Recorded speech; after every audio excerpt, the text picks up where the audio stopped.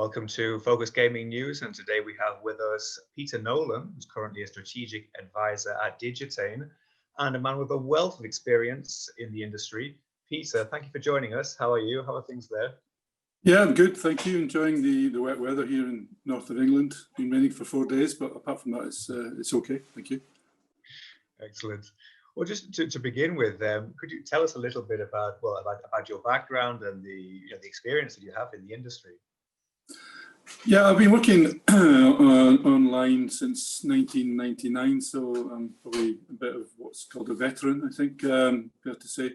Before that, I worked in retail betting with Ladbrokes. I joined sort of a special group in 1999 to launch Ladbrokes' first online venture out of Gibraltar, and we obviously had English and Spanish, also a Chinese version when we were in Gibraltar. The law changed, and we came back to the UK, and I became head of operations for Ladbrokes, and we built up the Ladbrokes.com site, added a number of other channels and other categories like casino and poker. And around 2004, I joined Sky Bet as operations director, and I helped develop that business from a fairly small business to significant size. I did developed sportsbook on interactive television, developed sportsbook on WAP and mobile, etc. And that was really a great experience, a great team.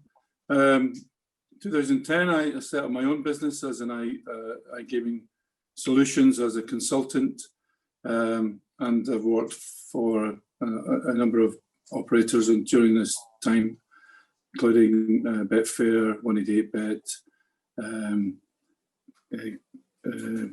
I worked in Brazil on a business called Suaposta, where we set up an online horse racing service, 24/7 legal, working for a Spanish company called Dairy, and obviously lots of other things in between. And I've been working, I started working with Digitain, one of my first clients in about 2011, when they were quite small and focused on B2C.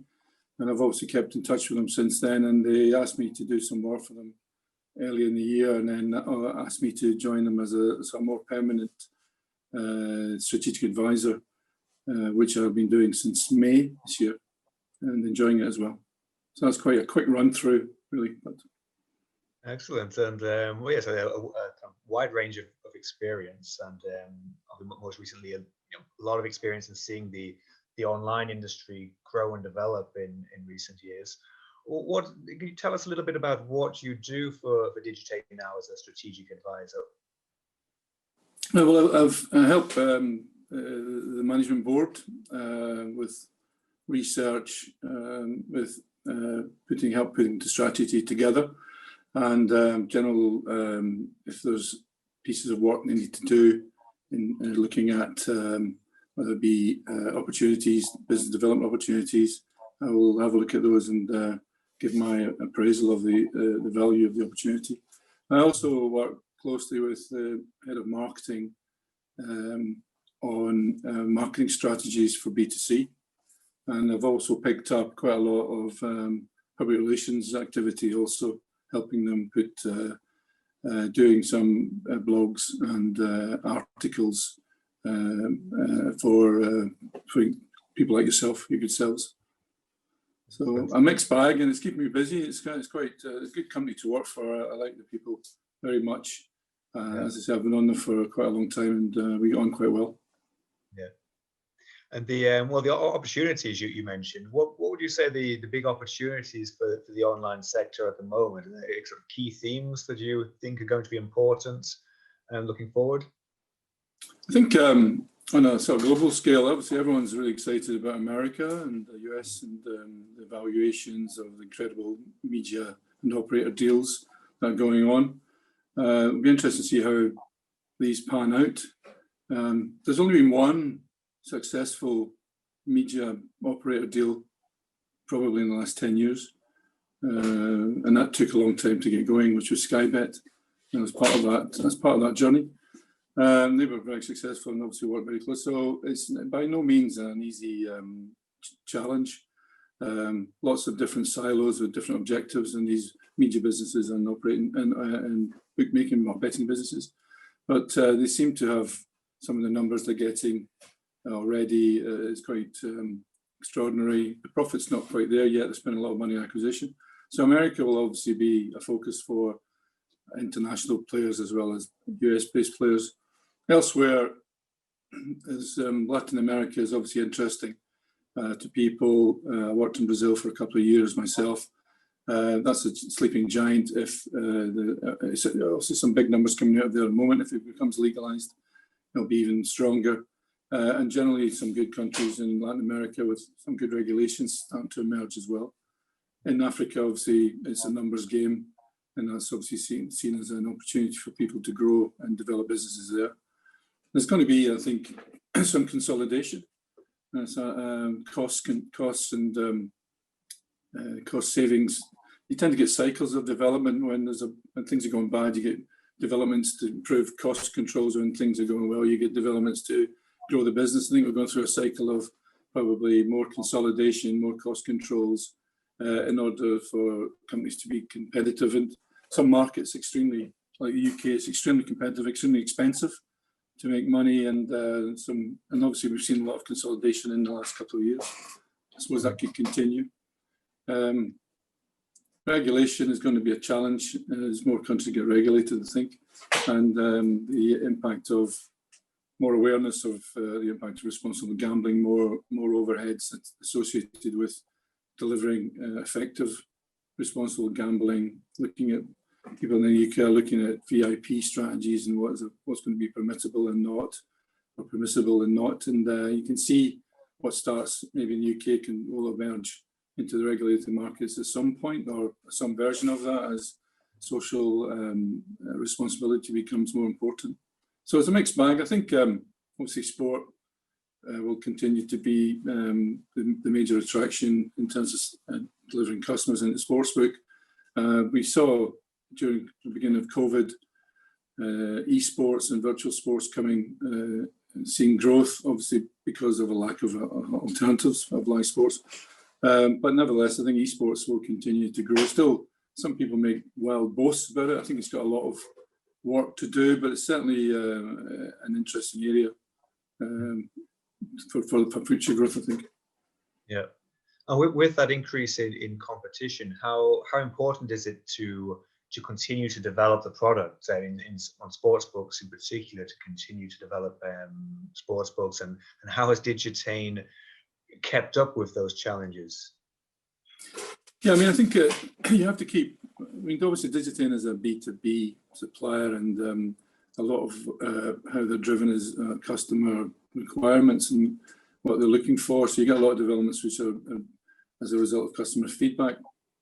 I think COVID is a good example of where you needed to quickly reassess your product roadmap, look at what was on there and review it given the lockdown and the impact of that.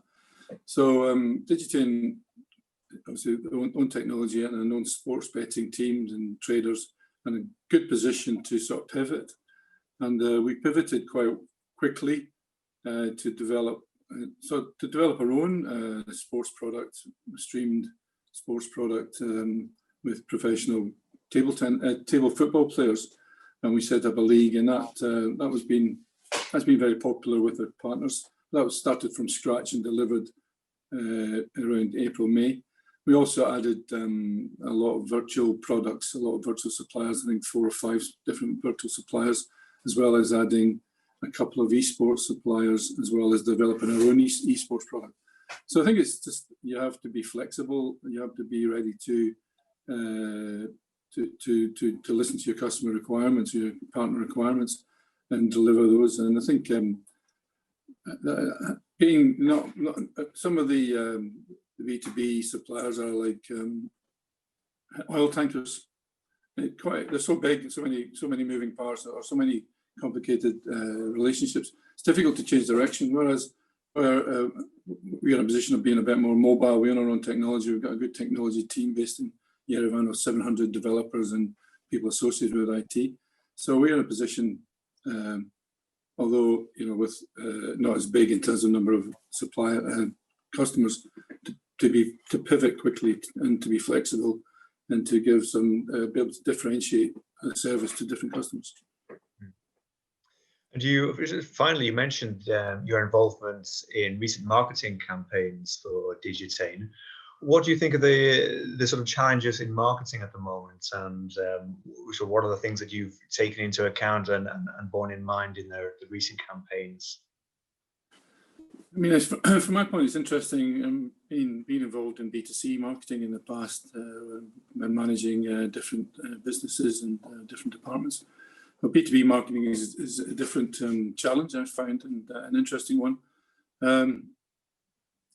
We obviously, there's not everyone wants to swap out a platform very often, or new platform opportunities. So a lot of the development is existing clients and giving them improved service, improved development.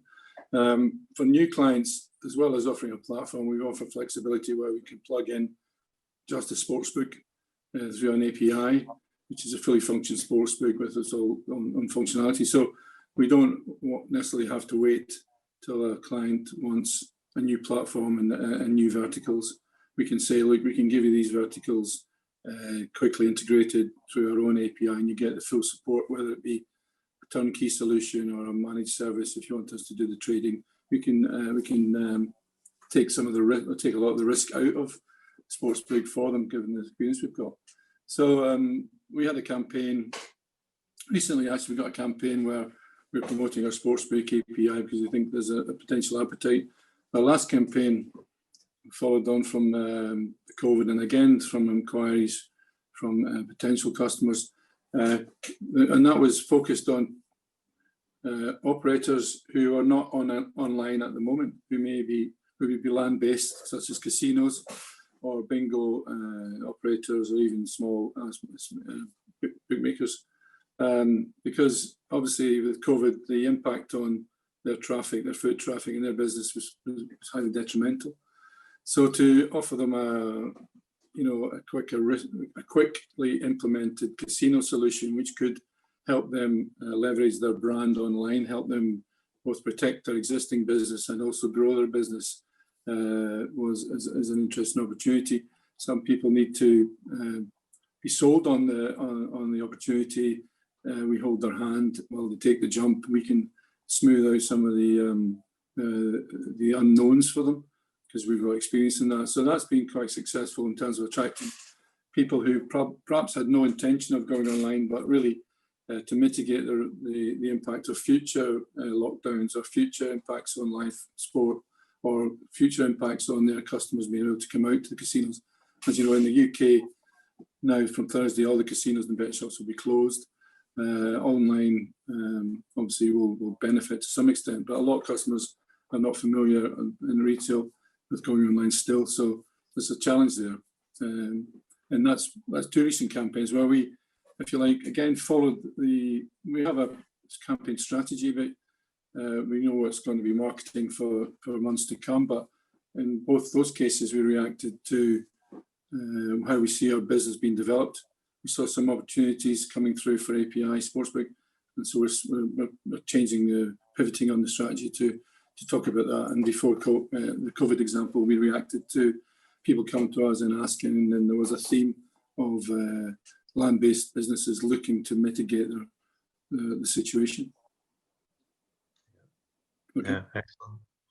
Well, fantastic. Thank you, Peter, for joining us, for your time. It's been fantastic to get some insights from you and the work at Digitain. So thank you very much for your time, and we will hope to have you with us again sometime soon. Anytime. Thank you very much. Thank you, Peter. Yes.